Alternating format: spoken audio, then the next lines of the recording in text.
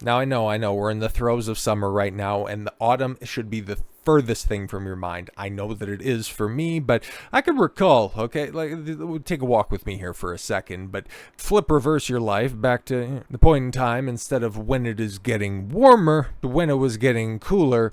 And did you notice a couple more errant hair follicles kicking it around? And did you notice something odd about them at that point in time? I know. I sure did, every now and again, every here and there. Normally, when we have our firm, established seasons in place, whether it be summer, whether it unfortunately be winter, don't really notice as much hair shedding. But in the more transient seasons, things start to change a little bit. But apparently, that's not just an anecdote. That shit's science. You're not imagining it. Your hair really is getting thinner.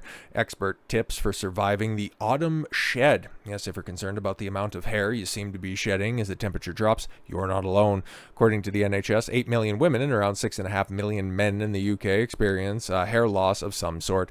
For many, it may be subtle, and with some noticing their hairbrush collecting more hair than normal. For others, it can be more extreme. Okay, but the experts say, for the most part, it's completely normal reaction to the change in seasons. On average, we have around 100,000 hairs on our head, and around 10% of these will be in the shedding phase at any one time, explained Dr. Paul Ferrand, a dermatologist who specializes in hair and scalp disorders. Okay, interesting.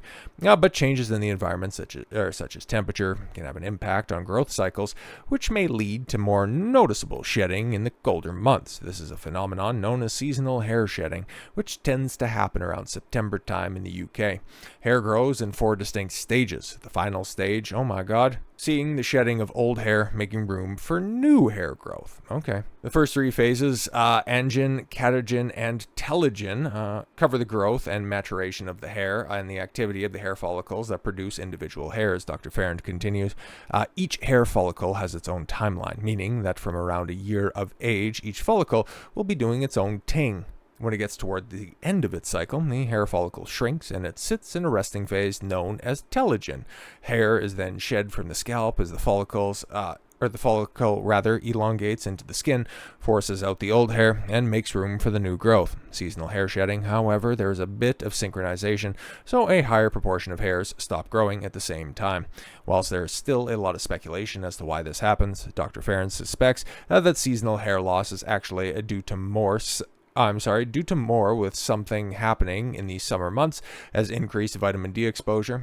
This causes the hairs to enter the exogen phase at the same time when the temperature drops. But the good news, everyone, is seasonal shedding is relatively short-lived, lasting around 3 months, and you'll never lose tons of hair. Okay, so while the phenomenon is usually nothing to worry about 90% of our hair is still in the growing phase, whilst others are shedding. Dr. Farrand warranted that sometimes it can be a sign of something more serious like pattern baldness, psoriasis, or thyroid issues. So yeah, it's normal to lose a little bit of hair every now and again here and there, but yeah, if you're starting to run a brush through your hair and you're coming out with more than you left with to a noticeable degree, could be a sign that something bad is really happening, so get that stuff checked out. Otherwise, it's really nothing to worry about. So with all that said, thank you all very much for the gift of your time. I've been Don Consuelo. I want you to follow your gut and get after it. Take care, everyone.